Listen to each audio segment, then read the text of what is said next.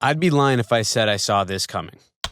In this past NHL season, we saw the unthinkable come to life. A bona fide NHL superstar got traded not once, but twice before the deadline, only to land in the perfect place to complete one of the wildest revenge arcs in league history. Then, the return of best-on-best hockey meant two nations at the peak of their tensions both on and off the ice clashed in a way to give us an ending that no one could ever forget.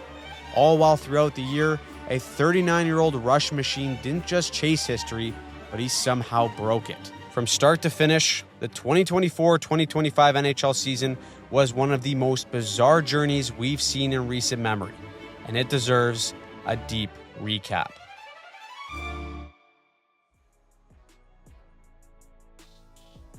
Now, before we hop into the recap of the most bizarre NHL season that we've seen in a very long time, we got to thank today's sponsor of this video, in Bear Mattress. We've had a Bear Mattress for just over a year now. It survived a move, which is fantastic. I got another one shipped right to my parents' place. They needed a mattress as well, so I knew a guy. We gave him a call, and all of a sudden, the whole family is sleeping on the Bear Mattress. Shipping is super easy. It comes in like a compact box. You just open it up on the floor and it unfolds and decompresses into a normal looking mattress. I don't know how they do it, how they fit it all in there, but somehow they do it, and thank God they did, because it made it way easier for shipping. Now, Bear also does have a sleep quiz that you can take to match you to the perfect mattress based on body type and ideal sleep positioning, and they also have a 120-night sleep trial period, so you can make sure you love it before you commit to it. When I took it, I basically said I sleep like I just got knocked unconscious at Center Ice by Scott Stevens. Limbs are all over the place. I'm a mess out there, but it did recommend me to the Hybrid Elite mattress, so we rode with that, and we love it to this day. Like I've said, I've had it for a bit now, and I sleep great. My dog loves it too. She finds a way to push us off the bed anyways, so really, this is all just for her. Now, Bear Mattress is also fiberglass free, and shipping is also free in the United States. So check them out at bearmattress.com/hockey and use code hockey, and you'll get 40% off whatever mattress that you choose. That is higher than their regular sale that they have going on right now, by the way. So deal alert there. And again, bearmattress.com/hockey, promo code hockey to get you 40% off your mattress. Big thank you again to Bear Mattress for sponsoring today's episode and helping us support the channel. And with that, let's kick back and hop into the madness that was this NHL season. Looking for a goalie goal. Gustafsson scores! Every season begins in the offseason, and this year's brand new babyface and hype of the league is Macklin Celebrini. He goes first overall to the future 2025 Cup winners in the San Jose Sharks, and the hype is real. Although the hype isn't quite like Connor Bedard was last year, but the kid can still play. Over in Boston, things are getting busy. They trade away their Vezina goalie and Linus Ullmark to double down on Jeremy Swayman as their guy. Unfortunately, he doesn't have a contract for next season, but I'm sure that'll all get sorted out nice and neatly. Boston also decides to dabble in free agency by picking up Nikita Zadorov and Elias Lindholm, but everyone on July 1st gets overshadowed by the Nashville Predators. The Preds become Mr. Moneybags and dish out $110 million on July 1st combined to Jonathan Marchessault, Steven Stamkos, and Brady Shea. Some people called it the most expensive retirement home ever built, and others called them the offseason champs. However, we will see how it plays out during the season. Meanwhile, things are moving fast. The Caps made some money moves, bringing in some fresh blood, and we also got an entirely new team in the NHL. Kinda. I mean, Arizona Coyotes, they're gone. They're out of the league, and in comes in the Utah Hockey Club straight out of the Premier League. The Devils made their splash by hiring Sheldon Keefe after he got canned from Toronto and made a video from heaven thanking Leaf Nation, while the Leafs found their own replacement in Craig Berube. The league is starting to cook. October rolls around, and the season starts with a Bettman special. Sabres and Devils face off in the Global Series to start the NHL season, while preseason games would still be happening for another 3 days. Marketing dream right there, if you ask me. Jacob Markstrom, though, he's making the Save of the Year candidate in Game 1 of the season, while Paul Cotter looks like Wayne Gretzky through the entire first week. However, heading into the season, the Oilers were the odds-on favorite to win the Stanley Cup. So how about kicking it off by getting shit pumped 6-0 by the Winnipeg Jets? great start. Also, let's go back to Boston for a second, where things get a little hairy in the contract dispute between Swayman and management. Turns out not having a contract as your starting goalie is pretty important, and a little bit of posturing on both sides, along with tons of drama. Swayman holds out to start the season, but he ends up getting a brand new $66 million deal. Cash that check before you strap on the pads and it bounces. San Jose is also getting a taste of the future as Celebrini with a spinorama first NHL goal bounced from the gods, but it don't matter. They still lose, but the kid is looking slick early on. So is Nikita Kucherov. 4 points in Game 1 of the season in that rocking chair, still looking like he's in MVP form from the previous season. It doesn't even look like the guy broke a sweat, but the actual MVP from last season in McKinnon isn't having a fun time. His goalie Alexander Georgiev has turned into a sieve sponsored by Swiss cheese.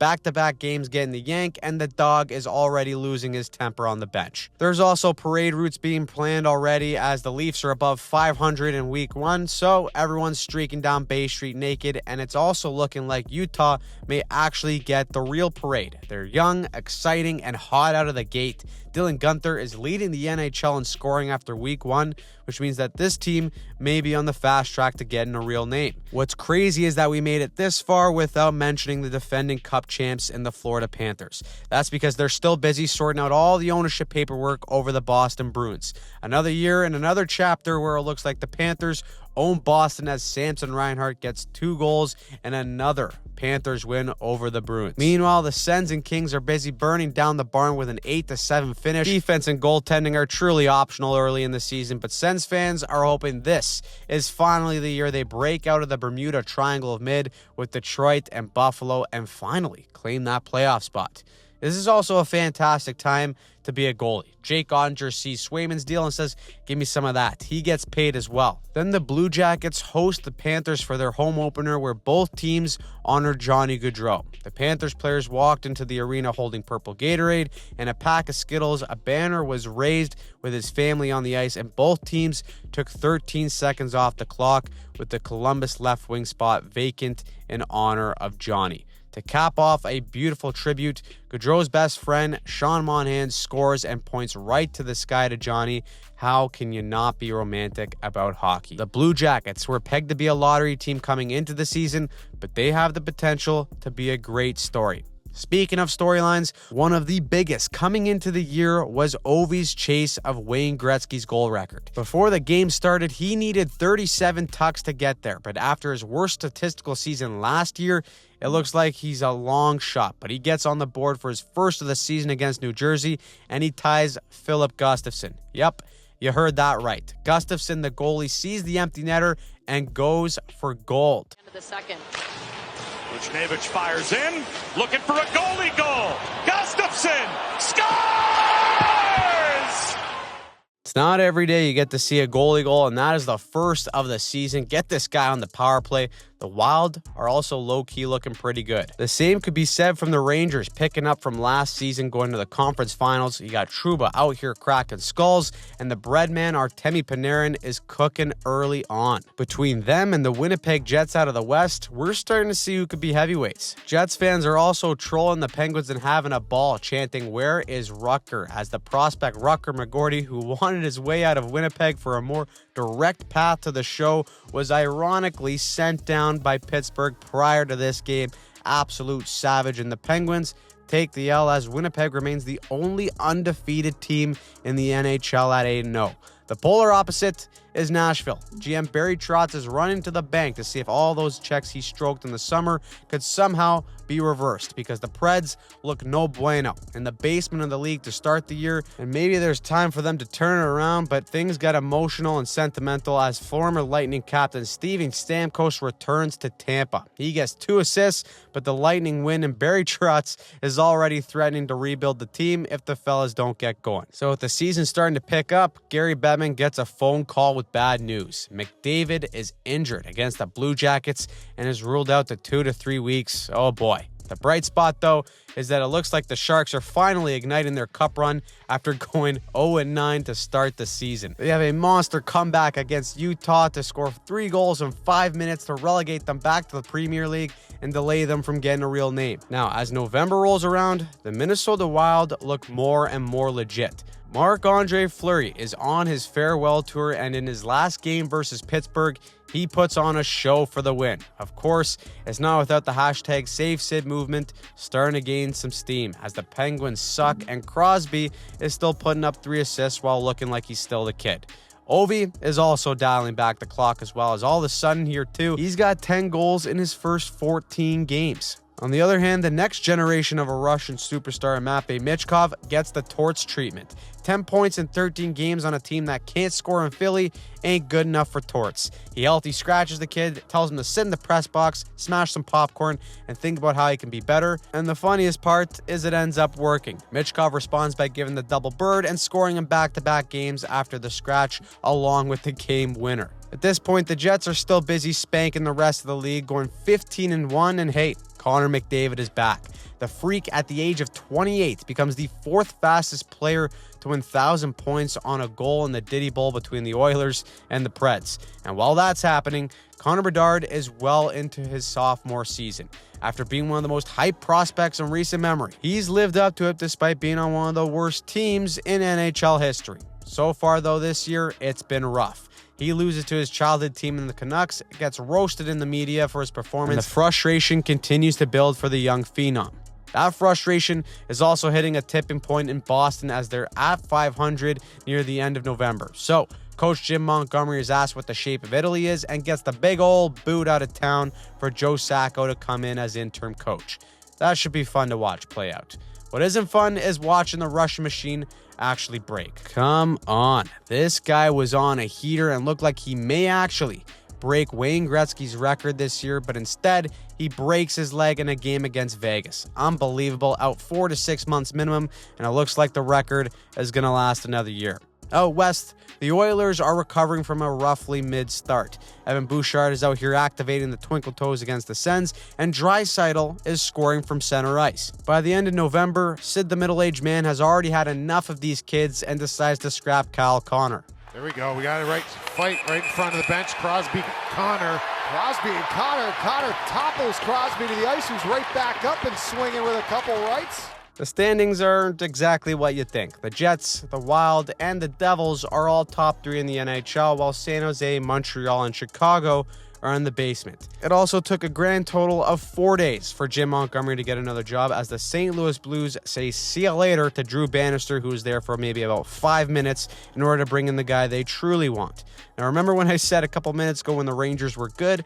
Scratch that, because things have taken a swan dive in New York. Elliot Friedman reports that the Rangers want to shake things up with their roster, and guys like Trouba and Kreider are available. Not even a week later, New York ships out Captain Jacob Trouba to the Ducks and signed Igor Shesterkin to a monster 8-year, $92 million deal, and the Rangers, they look like they're heading for an 18-wheeler off of a cliff. A team that's starting to straighten themselves out after a rocky start, though, are the Avs. Look at Kel McCarr do it all himself here, makes Dallas look like a bunch of orange cones in the middle of summer, and then finds the Moose Mikko Rantanen. Man, are the Avs ever lucky to have that trio in Rantanen, McKinnon, and McCarr. Can't imagine that's changing anytime soon. But they do decide to get rid of their Swiss cheese sponsorship goalie and trade Georgiev for a whole lot of wooden net. 2 brand new tendies in Scott Wedgwood and Mackenzie Blackwood are a part of a revamped crease for Colorado going forward. Now, in mid-December, we got our second coach firing of the season, as the Blackhawks are so incredibly bad despite bringing in some new faces this offseason, and out goes Luke Richardson for Anders Sorensen. It also appears that coach John Tortorella isn't in a great mood after losing 4 straight. Let me start. Okay. One thing I teach my team to do is not dive. Maybe I should start teaching them that. The way this has gone here, the way it goes on, maybe I should start teaching them how to dive. That doesn't faze Matvei Michkov, though. He's on his rock star shit by getting ejected and then signing a water bottle on his way out. With the new year around the corner, the drama starts to pick up around the league. That 18-wheeler teetering off the cliff in New York is now 2-6 since GM Chris Drury said they were open for business. Meanwhile, the Jets and Bruins are throwing it all the way back to the 70s. Multiple fights, coaches going at it on the benches, and we're starting to get heated. And so, out of the depths of hockey history, comes in Team Canada legend Dustin Tokarski.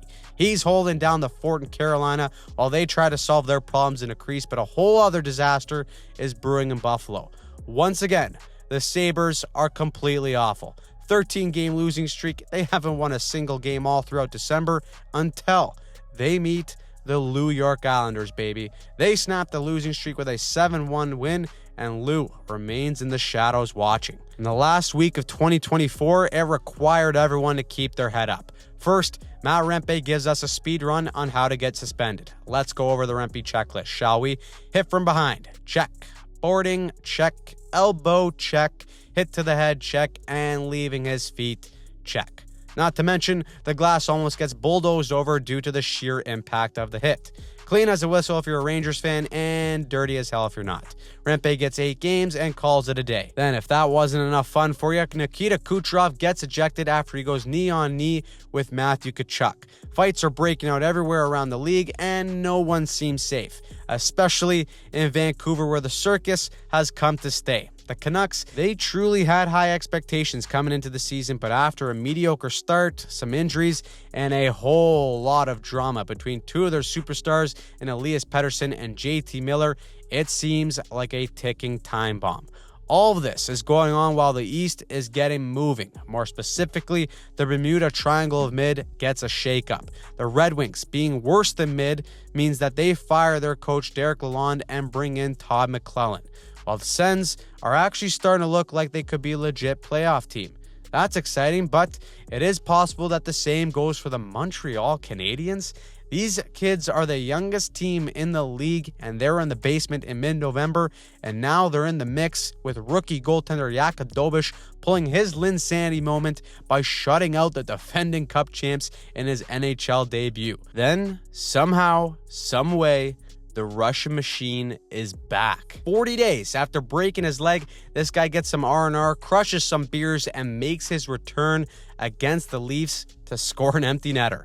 25 goals back of the great one is still a stretch, but this man is on a mission heading into 2025. Here is Ovechkin, shoots, he scores! He scores! Number 895! It is a new year, and for some teams, it is a fresh start, including the Detroit Red Wings. They win 7 in a row. The new coaching bump is indeed a thing for them. Meanwhile, Sid, the middle-aged man, becomes the franchise leader in assists, passing Mario Lemieux. Yes, the Penguins still stink, by the way, so everyone is still trying to hashtag save Sid in the new year. Now, we could have kicked off 2025 on a high note with the Winter Classic, but this year it was on New Year's Eve instead of New Year's Day. Gary masterclass right there, and turns out when you put the Blackhawks in an outdoor game for the 800th time in the last 5 years, all while in the midst of being absolutely ass, turns out no one ends up tuning into the game. Shocker. In Montreal, a kid named Lane Hutson is starting to take the league by storm. The rookie offensive defenseman has guys out here looking like Bambi on skates with his work on the blue line, and not only is he leading rookie scoring by mid-January, but the Habs are still knocking on that door for a playoff spot. That's because the kid in the crease in Jakub Dobeš has the Habs hot in January, winning 8 of 10. Now, meanwhile, the circus in Vancouver is getting out of hand as the Canucks reportedly turned down a 1-for-1 deal from New York that was Mika Zibanejad for JT Miller. I'm sure benching Miller for an entire third period should cool things right down in Vancouver. From one pending disaster to another, Boston is in shambles for the first time in what seems like years, and there's rumors swirling around that Captain Brad Marchand and David Pastrnak hate each other, but the Rat King puts an end to that story. When there's just blatant lies told in the media, that's where there's a problem. And the fact that this guy has a platform and he's just making stuff up is embarrassing. It's also time for Cutter Gauthier to return to Philly. Even though he never played a game for them, he gets booed by 18,000 strong. Out west, even though Connor Bedard is absolutely miserable, he becomes the quickest teenager to 100 points since Sid the Kid. Unfortunately, the Blackhawks are still depression on ice and are so hilariously bad that no one really cares. It was also time for old Gary to lay down the law, except he had to do it to the league's golden boy after McDavid delivered the McCrosscheck right to the jibs of Connor Garland. Gary says, "Take a seat for 3 games, pal," and the intensity starts to dial right up. Jack Guy and Rempe, 2 heavyweights, decide it's time to have a tilt for the belt. Not to mention, Rempe scores a goal. Holy shit. Anytime that happens, you gotta mention that. And by the end of January, everything is starting to get nuts. Shesterkin is trying to take on Brady Tkachuk. Corey Perry's halfway to 80 and scoring goals with Nachos being on the ice, and that royally pisses off Logan Thompson. You got Brad Marchand literally trying to choke out and kill Nick Cousins, and then the entire league gets flipped on its head. A blockbuster trade happened. Colorado traded Mikko Rantanen in a 3-team deal to the Carolina Hurricanes, acquiring forwards Martin Necas and Jack Drury, as well as second-round picks in this year's draft and a 4th-rounder in 2026. In what would be one of the most shocking trades in NHL history, the Avs send over Mikko Rantanen to the Carolina Hurricanes. That instantly makes the Carolina Hurricanes Cup favorites as one of the most highly coveted unrestricted free agents goes to the East. By February, the whole league is starting to shift. Vancouver says enough with the soap opera and ships JT Miller out to the Rangers to make Elias Pettersson happy. Ovi's also red hot again. Is this guy really going to catch Gretzky? I mean, this guy's pushing 40 and he broke his leg this year.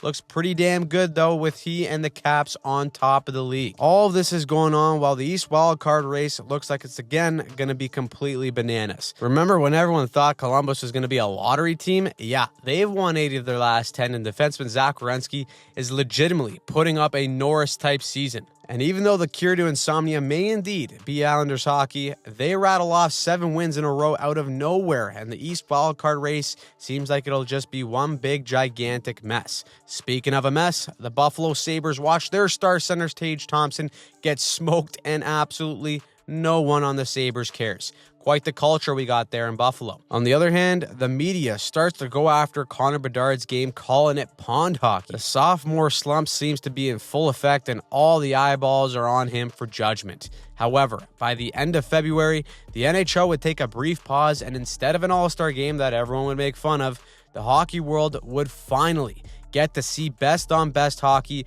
for the first time with the Four Nations tournament. Canada, US, Sweden, and Finland all squaring off. The tournament kicks off with a barn burner between Canada and Sweden. It goes to OT, and Mitch Marner is the hero. Sid, the middle-aged man, also shows everyone how it's done, picking up 3 assists in that game. With the US coming off a win from Finland, the anticipation for the first Canada versus USA hockey game in years is off the charts. The tensions between the two countries are the highest they've been in recent memory.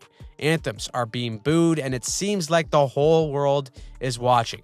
So, we get the craziest 9 seconds to start a hockey game, perhaps ever. We're going to drop the gloves right away. Matthew Tkachuk and Brandon Hagel. Sam Bennett, Brady Tkachuk. We might have more. Parayko and Miller. 3 fights in 9 seconds and the most electric start to the game we've ever witnessed. Team USA sends a message to the world saying, we're here to take over hockey by beating Canada on the scoreboard as well. So, with Canada taking care of business against Finland, it would set up the rematch in the final for the biggest hockey game we've seen in over a decade. Puck drops and the energy is electric. The dog, Nathan McKinnon, sifts one from Jupiter to beat Hellebuck 1-0 Canada. Then USA looks to copy the script in game 1, and guess who? Brady Tkachuk 1-1. States are feeling it. They're banging bodies, creating chaos, and Jake Sanderson makes it 2-1 for the States. Canadians are starting to panic, but not Team Canada. Mitch Marner, slick Rick pass to Sam Bennett. He goes top shelf. How are ya? 2-2 tie game.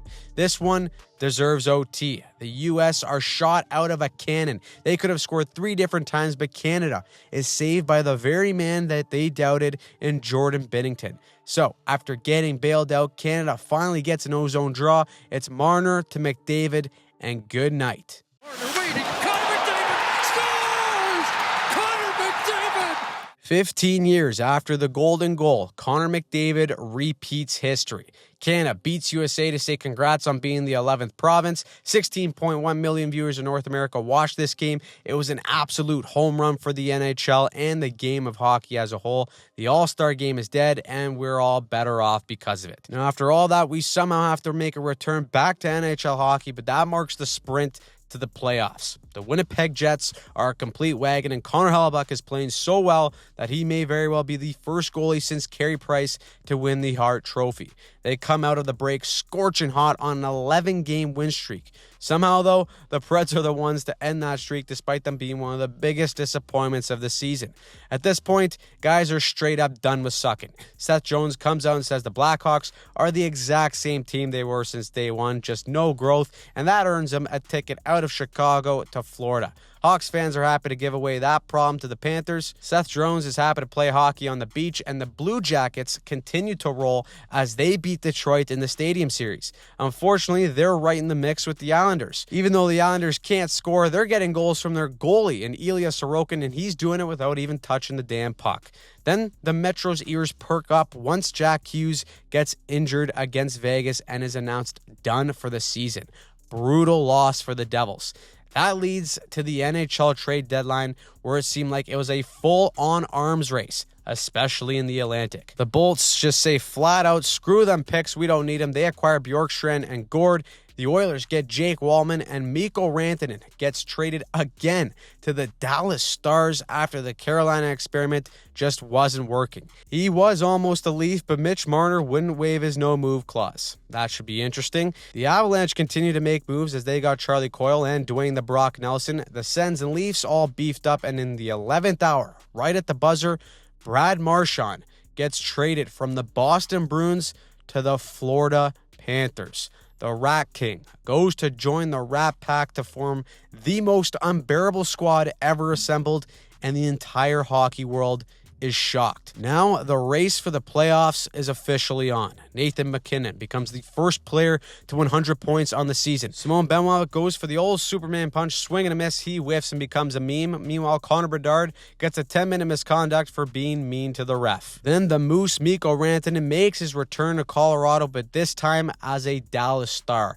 Everything feels weird. You have Sid moving past Gretzky for fourth most points with one franchise, and out of the depths of hell come the St. Louis Blues. Quietly, they are 11-3-3 since February 1st, and Coach Jim Montgomery has them humming. While this is going on, Ovechkin scores goal number 888, and the Caps are the first team to clinch a playoff spot. The toilet bowl teams are also just doing a lovely job. At this point, the Sharks and Hawks are mathematically eliminated from the playoffs, and the Sabres score an own goal against Utah. How on brand. All of this while Sheldon Keefe decides to dunk on his D-man Jonathan Kovacevic after saying that the Devils need to have a playoff mindset. Kovacevic just needs to play better.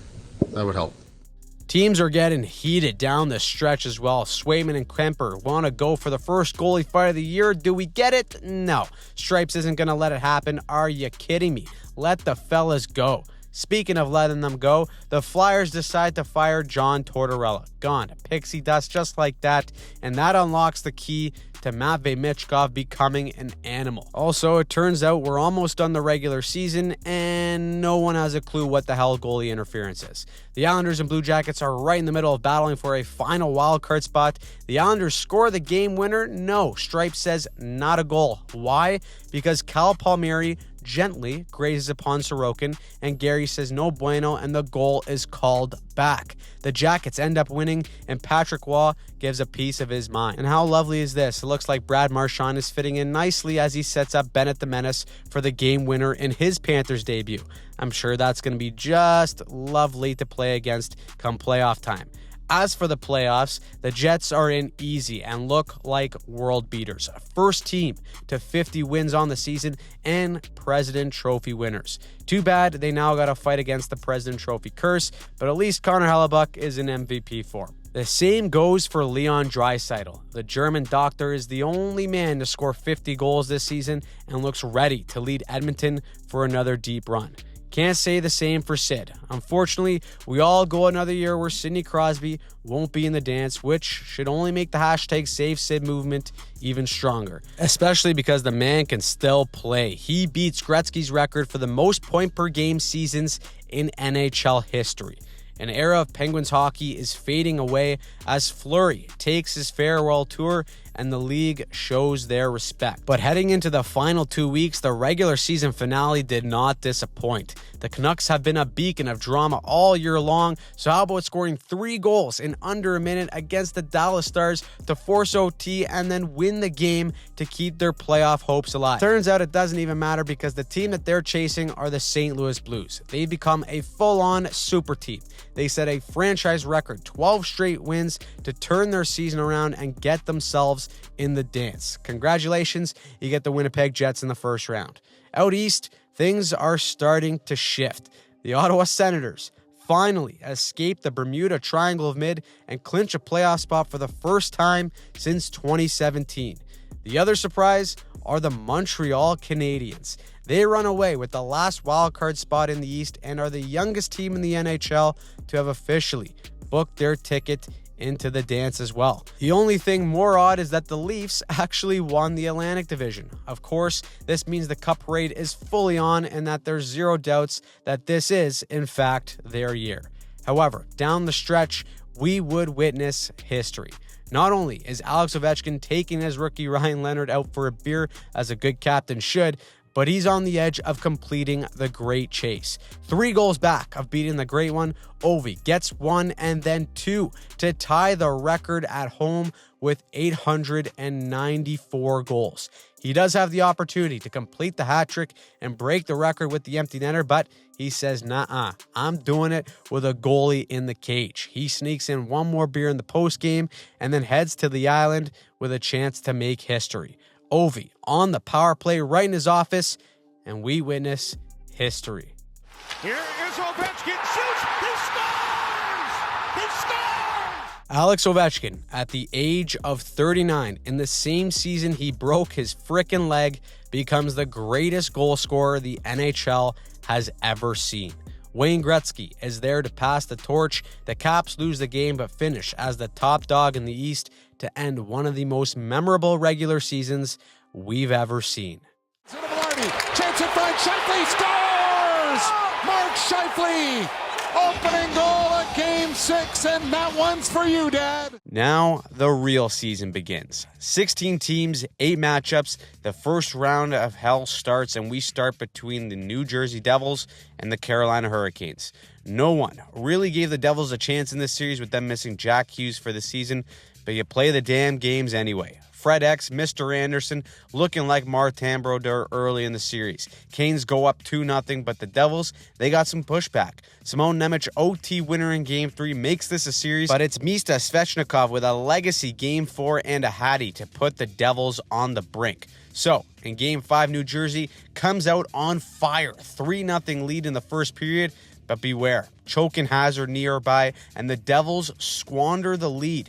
Carolina comes all the way back, and Aho the Dario, OT winner, series clincher, pack your bags jersey, and book the flights to Cabo. You're heading home while Carolina is off to meet the winner of Montreal versus Washington. Now this series is David versus Goliath, the kids versus the vets, and how fitting is it that Ovi sets the tone, opens the scoring in Game 1, and then ends it with his first career playoff OT winner. On tempo, ready, rebounded tight, score! Caps are rolling, and that veteran experience is coming through. They got a 2-zip series lead, and then shit hits the fan in Game 3.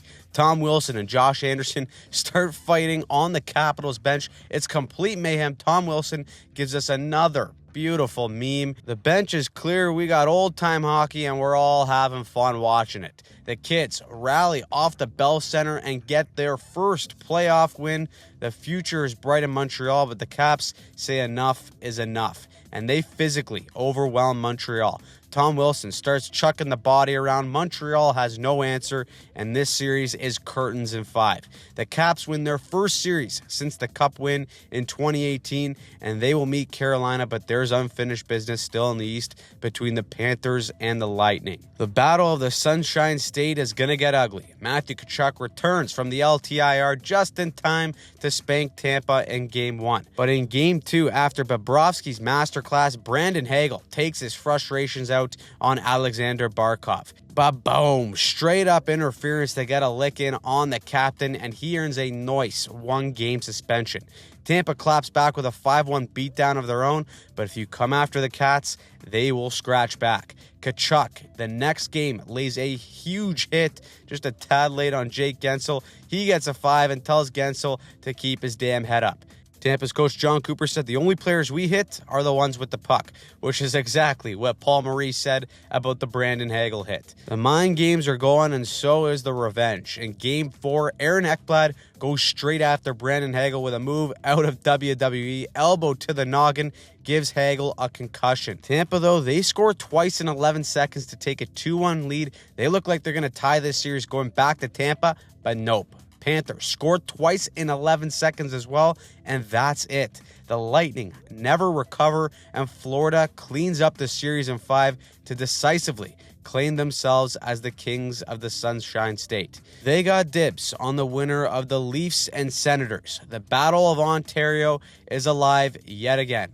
The Sens young core finally graduated out of the Bermuda Triangle of Mid and into playoff hockey, but everyone in Toronto really believes this year's different. The core four can finally give the double bird to all of their doubters and break the curse. And they come out hot, winning 3 straight, including back-to-back OT winners to put the Sens on the edge of a sweep.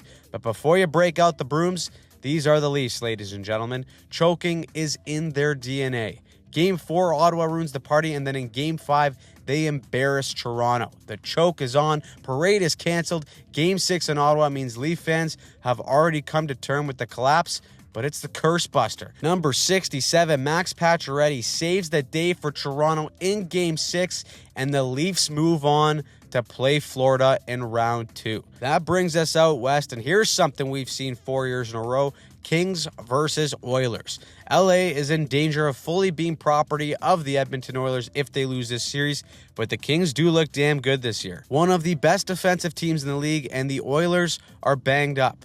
LA goes up 5-1 in Game 1. It looks like an absolute clinic until McDavid turns into McJesus. Video game comeback, 4 points in 1 period to come all the way back. Too bad LA scores right before the buzzer to ruin it all. Edmonton as a whole looks like a mess early on. Skinner can't stop a beach ball, and before you know it, the Oilers are down 0-2, with the Kings finally looking like they might get over the hump. But Edmonton decides to go back to all reliable and Calvin Pickard, and in a back-and-forth Game 3, Evander Kane appears to have tied it. However, LA questionably challenges for goaltender interference. Gary says, no way, we got a good goal, and the entire momentum of the series changes. The Oilers get a power play and score the game winner a mere 10 seconds later. And in Game 4, LA is up 3-1 in the third, but 2 Bush bombs go in, and the Oilers tie the series with an OT win and never look back. They win 4 straight to eliminate LA for the 4th year in a row, and in the process have become full-time legal owners of the Los Angeles Kings. Edmonton will now go on to face the winner of Vegas versus Minnesota. This is a series that really had the Wild as major dogs, but you can't count out Kirill the Thrill Kaprizov. He leads Minnesota to a surprising 2-1 series lead, but then the Golden Knights lock in and say enough is enough. They rally 3 straight wins versus the Wild to keep Minnesota in the depths of misery for another year, as they haven't won a playoff series since 2015. So it's back to the drawing board for Minnie as they pack their shit and head to Cabo. Meanwhile, the most anticipated first-round matchup of the year is going on between the Dallas Stars and the Colorado Avalanche. This was a Stanley Cup final in round 1, and it was always going 7 games. Each team traded a win back and forth all the way up to 7, but 2 major storylines flooded this series. First, the Mikko Rantanen Bull. Rantanen, after being dealt mid-season to Carolina, somehow found his way back to the direct rival of the Avalanche for a perfect opportunity for revenge. The other was the return of Avs captain Gabriel Landeskog. After missing 3 whole seasons, the captain comes back and looks like he hasn't missed a beat. But 7 games later, these two are as close as it gets. After 2 periods in Game 7, the Avs are in control with a 2-0 lead in the third, but then Rantanen comes back to haunt them with a vengeance. Rantanen, all kinds of room! He scores! Rantanen again! Rantanen scores! Rantanen again! Mikko Rantanen becomes the first player in NHL history to score a hat trick in the third period of a Game 7. He has a legacy game and gets the ultimate revenge on the Colorado Avalanche to send them home packing. That leaves the Jets versus the Blues, the 1v8 seed, except no one wants the smoke that St. Louis is given right now, as they're one of the hottest teams in the league coming into the playoffs, and there is certainly nerves for Winnipeg despite them being President Trophy champs. They got a history of not showing up in the postseason, plus playoff Hellebuck isn't exactly the same dog that he is in the regular season, but it's smooth sailing early with the Jets going up 2-0. Then playoff Helly shows up. Pulled in games 3 and 4, the first time the Vezina winner was pulled in back-to-back games all season long. Despite putting on a decent performance in Game 5, Hellebuck gets yanked again in Game 6 to be pulled in every game on the road in this series. The nerves are off the charts and the narrative is planted, but Game 7, they go back to him. 2 questionable goals later, and Winnipeg finds themselves down by 1, trying to do everything in their power to stay alive. And so we get some magic. Misfires, passes across the shot. They score! The Jets pull off a miracle to tie the game, and they finish the job in OT to move on and meet the Dallas Stars. Now, in round 2, the men are being separated from the boys, especially between Carolina and Washington. The Caps have run the East throughout the regular season, but the Hurricanes are built for this time of year. Aside from a narrow OT win from Carolina in Game 1, Ovi and the Caps just can't take the pressure of Carolina and are sent packing in 5 games after putting on a historic season. Carolina looks damn good, and they patiently await the winner of Florida versus Toronto, who are in a war. The Leafs surprisingly take Game 1, but Florida gets their piece. Sam Bennett becomes public enemy number 1 after he accidentally, on purpose, gives Anthony Stolarz a forearm shiver to the noggin. He's puking on the bench, leaves the game, and is out for the rest of the series with a concussion.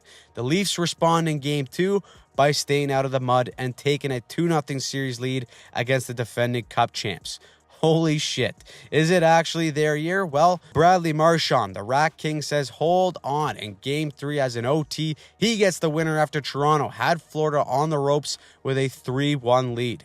That right there was all Florida needed. They rallied 3 wins in a row, including a blowout in Game 5 that had everyone saying that the Leafs are finished, but no, the captain, Austin Matthews, gets off the missing milk cartons and finally scores his first goal of the series in a massive 2-0 win to force a Game 7 in Toronto.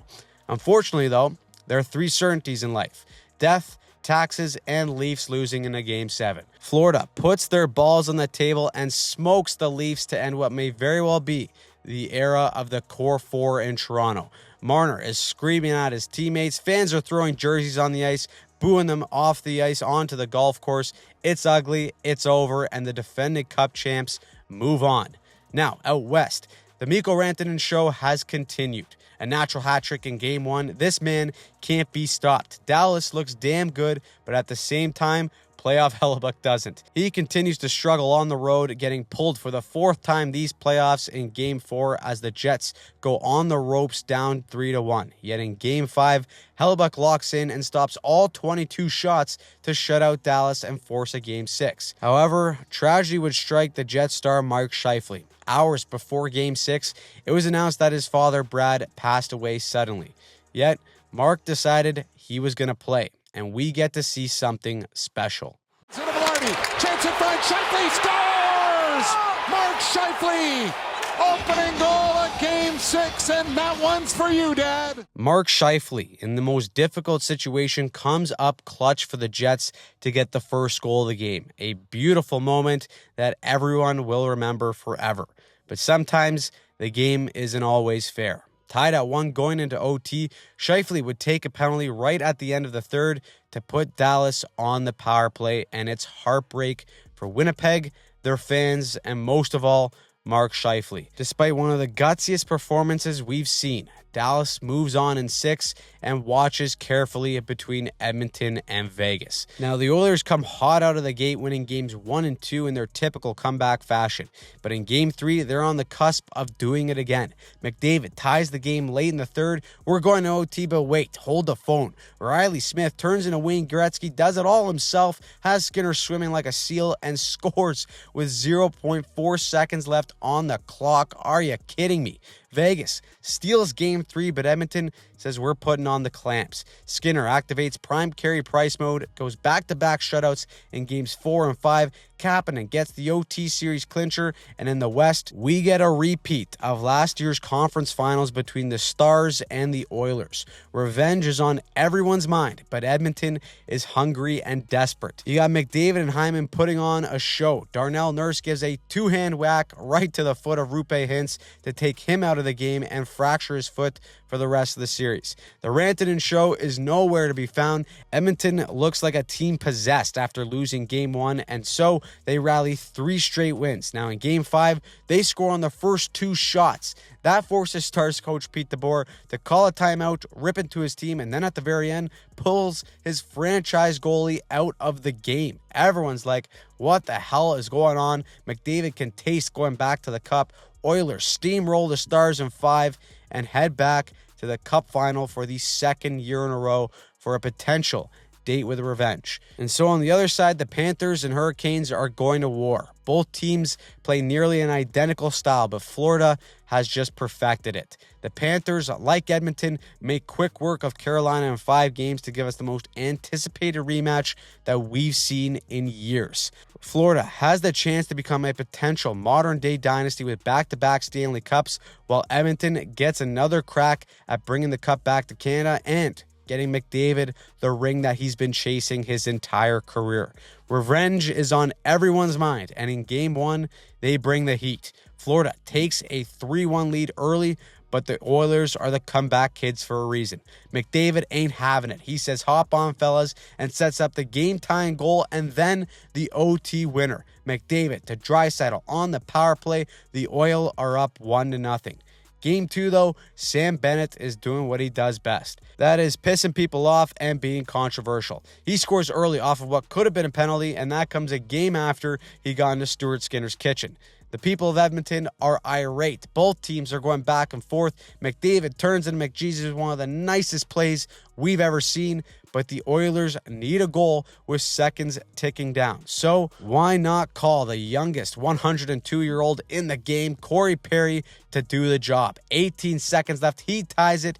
Edmonton won't die. This one is going to OT. However, it is time for the Rat King to step up. Breakaway, game on his stick. He tells old Stuart Skinner to close his damn legs, and we're going back to Florida, tied at 1. Back at home, this is where the Panthers make Edmonton play their game. Florida forechecks the Oilers into death. Sam Bennett again is a menace, straight up rocking guys and scoring big goals. And the Oilers are occupied all night long trying to get a piece of Florida. We got line brawls, guys squirting water at each other, and it's a complete ass-kicking in Game 3 by the Panthers, and that carries into Game 4. A 3-goal first period from Florida. Stuart Skinner gets the yank, and the Oilers look like they have no answers, but do not give these guys life. They get one to plant the seed of doubt, and then they do what they've done all playoff long.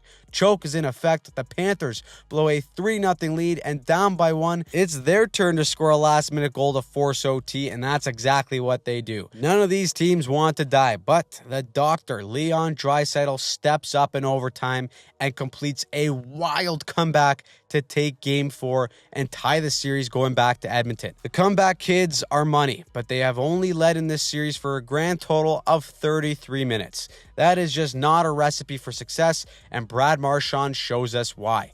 Game 5 is a legacy game from the Rat King. 2 big goals, Florida shutting down the McDraisaitl nukes, and they got a chance to clinch yet again on home ice in Game 6.